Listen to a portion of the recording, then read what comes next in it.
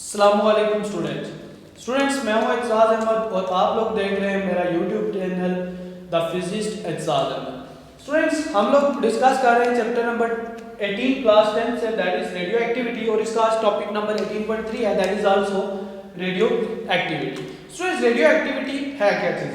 Students basically ये observe किया गया कि जो भी एलिमेंट्स है, पीरियोडिक टेबल आपको नाउन होगा, पीरियोडिक टेबल के अंदर जो एलिमेंट्स होते हैं जिनका एटॉमिक नंबर जो है वो 82 से ग्रेटर होता है, एटम्स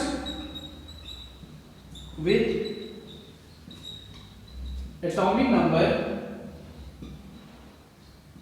ग्रेटर देन 82 वाला जो एलिमेंट है स्टूडेंट्स, बेसिकली जिसका एटॉमिक नंबर 82 है, वो जो है वो हमारे पास लेड जो है Pb, इसका एटॉमिक नंबर जो है वो क्या है 82। तो लेट से ऑनवर्ड पीरियोडिक टेबल में जितने भी एलिमेंट्स आते हैं स्टूडेंट्स, दैट एलिमेंट्स जनरली ये ऑब्जर्व किया गया कि जब आप उनको रूम टेम्परेचर पे भी या कहीं पे रख देते हैं तो उनके अंदर से क्या होता है, डिफरेंट रेडिएशंस एमिट होती रहती है, कि हर वक्त क्या करते हैं, डिफरेंट रेडिएशंस एमिट करते रहते हैं। तो atoms with atomic number greater than 82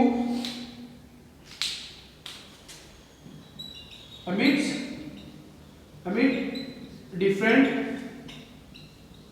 radiations, ठीक है। तो ये क्या है कि इनका कोई प्रोसीजर नहीं है कि आप टेम्परेचर बढ़ाएंगे तो रेडिएशन एमिट करेंगे या कुछ इस तरह का।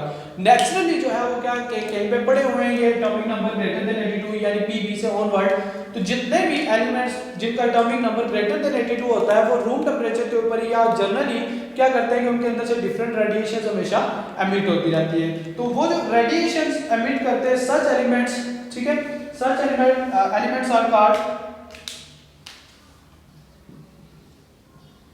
such elements are called radioactive elements and process is called radioactivity। ये बेसिकली जो है स्टूडेंट्स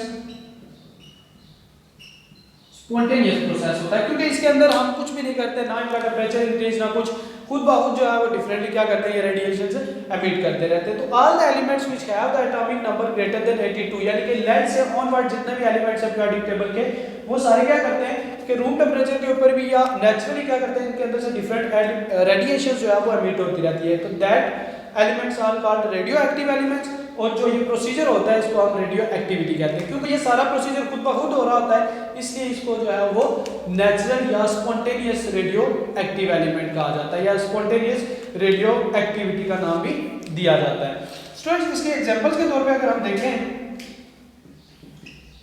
तो एग्जांपल्स में हमारे पास फर्स्ट है जो कि बहुत ज्यादा यूज भी होता है, यूरेनियम 92-238। यूरेनियम जो है वो क्या है, रेडियो एक्टिव एलिमेंट है।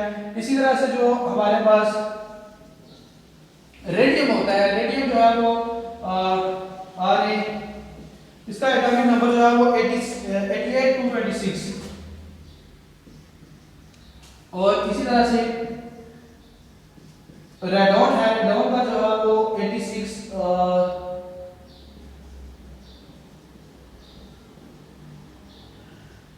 222। तो ये तीन मेन एग्जांपल्स हैं जो कि आपके पास, जिनके अंदर से के डिफरेंटली रेडिएशन जो कि ज्यादातर बेसिकली हम लोग स्टडी करते हैं। इसके अलावा भी डिफरेंट एग्जांपल्स मौजूद है या डिफरेंट एलिमेंट्स, तमाम वो एलिमेंट्स जिनका एटॉमिक नंबर मोर देन जो है वो 82 होगा, that will emit the radiations and they are called the radioactive elements and the process is called radioactivity। तो स्टूडेंट्स नेक्स्ट इसी के साथ है कि हम लोग हिस्ट्री देखते हैं कि रेडियो एक्टिविटी बेसिकली क्या प्रोसीजर है और इसकी हिस्ट्री जो है वो क्या है। तो स्टूडेंट्स इससे रिलेटेड जो है वो इन 1896 एक फ्रेंच फिजिस्ट था हेनरी बेकरल, उसने ये ऑब्जर्व किया कि ये जो यूरेनियम है, एक्सीडेंटली ऑब्जर्वेशन थी उसकी कि यूरेनियम को उसने एक जो है वो अपने ड्रॉ के अंदर एक रैपर में जो है बंद करके रखा हुआ था, ब्लैक रैपर में, और उसके ऊपर एक फोटोग्राफिक प्लेट पड़ी हुई थी, और फोटोग्राफिक प्लेट को ये ऑब्जर्व के आफ्टर सम टाइम जो यूरेनियम साल्ट था उसके अंदर से डिफरेंट रेडिएशंस एमिट हुई, वो जो डिफरेंट रेडिएशन एमिट थी उन्होंने वो जो ब्लैक पेपर है उसके अंदर से गुजर के जो फोटोग्राफिक प्लेट थी उनके ऊपर वाइट कलर के धब्बे पड़े हुए थे। मतलब ये था कि उन रेडिएशन जो आपकी यूरेनियम साल्ट है उसने डिफरेंट रेडिएशन एमिट किए हैं और उन रेडिएशन ने जाके जो है वो फोटोग्राफिक प्लेट के ऊपर क्या किया है, इफेक्ट छोड़ा है। तो दैट वाज द फिनोमिना या फर्स्ट टाइम ये ऑब्जर्वेशन की गई थी और इस ऑब्जर्वेशन को बाद में जो है वो मैरी क्यूरी ने एक जो है वो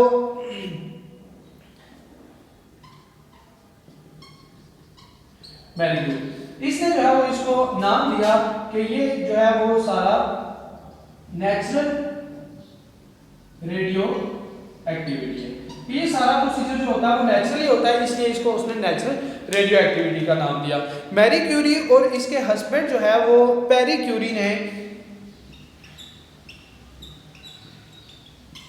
इन दोनों ने बाद में दो मजीद जो है वो एलिमेंट्स इन्वेंट किए। वो दो एलिमेंट्स भी जो थे वो रेडियो एक्टिव एलिमेंट्स थे और दैट वाज अभी हमने एक देखा भी रेडियम और दूसरा जो है उसका हमने नाम दिया प्लोनियम।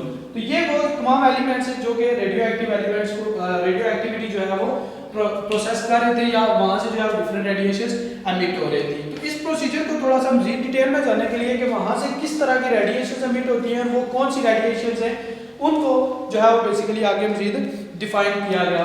तो उसने एक चैम्बर लिया, उस चैम्बर के अंदर से यानी कि ये लेड चैम्बर था, लेड चैम्बर और इसके अंदर एक ये जो है वो रेडियो एक्टिव सैंपल और इस चैम्बर में एक साइड जो पॉजिटिव दूसरी साइड नेगेटिव और एक सामने एक प्लेट लगी हुई थी। तो मैरी क्यूरी ने ये ऑब्जर्व किया कि यहाँ से जो रेडिएशन एमिट होती थी उसमें कुछ रेडिएशन जो थी वो सारी की सारी क्या कर रही थी कि नेगेटिव प्लेट की तरफ मूव करके जा रही थी, कुछ जो थी वो पॉजिटिव प्लेट की तरफ मूव करके जा रही थी, कुछ जो है वो बिल्कुल स्ट्रेट वहां से गुजर के जा रही है। तो दैट बेसिस जो है वो उन्होंने इसको रेडियो एक्टिविटी के लिए इनको डिफरेंट नाम दिए और वो जो नाम थे वो बेसिकली क्या थे वो हम इसमें देखेंगे। तो हम इसको कह सकते हैं बेसिकली टाइप्स ऑफ रेडिएशन। तो इन रेडिएशंस की टाइप क्या है? नंबर 1 टाइप जो थी वो थी इनकी उनको नाम दिया दैट वाज अल्फा रेडिएशंस। और अल्फा रेडिएशन स्टूडेंट्स बेसिकली क्या है कि ये हीलियम के जो है वो पार्टिकल्स होते हैं। तो हमने क्या कहा कि ये जो सारी रेडिएशन है जिनके ऊपर पॉजिटिव चार्ज है और ये फोटोग्राफिक प्लेट के ऊपर जाने के बजाय क्या करती है वो नेगेटिव प्लेट की तरफ अट्रैक्ट होती है, यानी कि पॉजिटिव है इसलिए नेगेटिव की तरफ जा रही है। तो इनको जो है वो नाम दिया गया जिनका किस चीज का अल्फा पार्टिकल्स का। तो इनके ऊपर क्या होता है कि ये पॉजिटिव चार्ज होती है और नेगेटिव प्लेट की तरफ मूव करती है। नंबर 2 जो थी वो स्टूडेंट्स थी बीटा रेडिएशंस।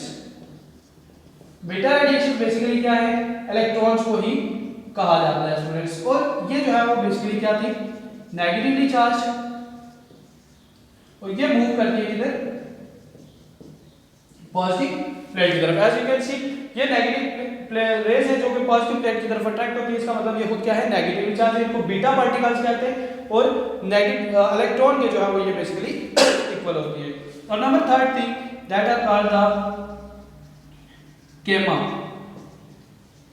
Gamma radiations. ये बेसिकली जो आप फोटोन ऑफ लाइट होते हैं, फोटॉन्स होते हैं ये और ये कोई चार्ज नहीं रखते, हाई एनर्जी होती है इनके पास, ठीक है हाई एनर्जी होती है और इनके ऊपर कोई भी चार्ज जो है वो नहीं होता है। तो these are the 3 type of radiation जो कि रेडियो एक्टिविटी के अंदर मैरी क्यूरी और पेरी क्यूरी ने आगे ऑब्जर्व की और इनको जो है वो डिटेल बताई गई। तो that was alpha radiation, beta radiation and are the gamma radiations. तो ये बेसिकली हमारा टॉपिक था रेडियो एक्टिविटी का।